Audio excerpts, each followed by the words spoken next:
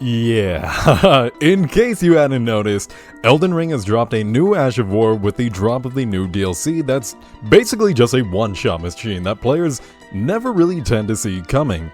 This Ash of War has got to be one of the better ones with this new DLC, not just because of its damage, but because of multiple other reasons that we'll be going over in this video. But before we get into the rest of this video, be sure to subscribe to the channel so you don't miss out on any of my future uploads I do regarding Elden Ring and anything Souls-like.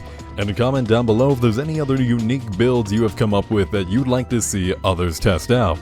So, starting off, let's talk about this new Ash of War that's absolutely insane. It's called Carian's Sovereignty. It's basically a Carian's Greatsword, but better in every way, shape, or form. It's the guy that Carian Greatsword's wife tells you not to worry about, and she ends up cheating on him with because he satisfies everyone's needs that the base move just doesn't exactly accomplish. So what exactly makes this Ash of War so much better than the Carian Greatsword itself? And whenever I say everything, I really do mean everything. The startup of the spell has the exact same animation and movement as the base Carian Greatsword, except it just hits harder and has a ton more range. The first swipe down attack has a little burst of range upon impact, sometimes catching players not expecting it to reach them, like Tyrone with his very long arm. On top of that, you have an insane poise with this weapon if you are using a greatsword type of weapon, and so not many things can really break through this attack besides either status procs or ultra greatswords, of course. That then brings me to the follow-up attack.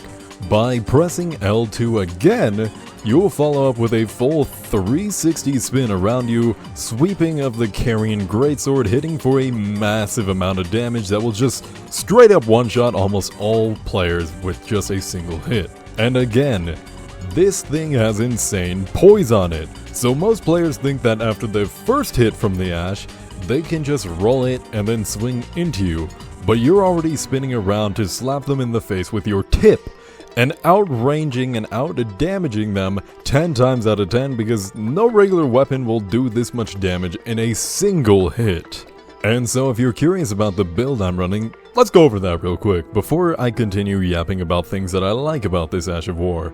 Starting off, I am on a level 200 build focusing on 60 vigor, basically 60 strength, and 60 intelligence.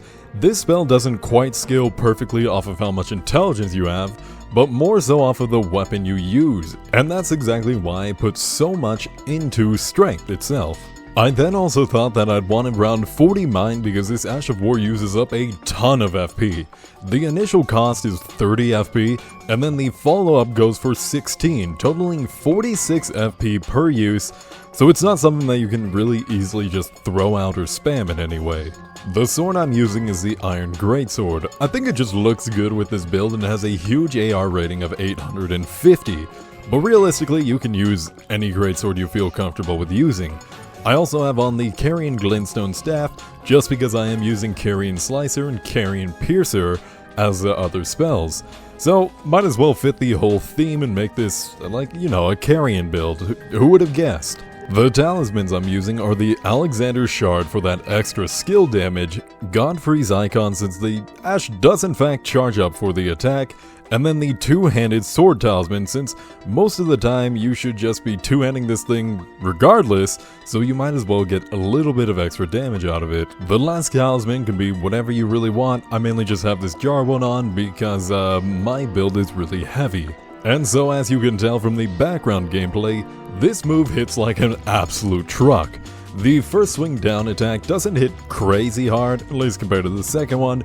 It usually hits for around 800-ish damage whenever it lands, but the big boy damage for some reason just comes out of that secondary swing. The 360 swing on this thing just has a huge damage pool, allowing you to hit around 1800 damage in a single swing.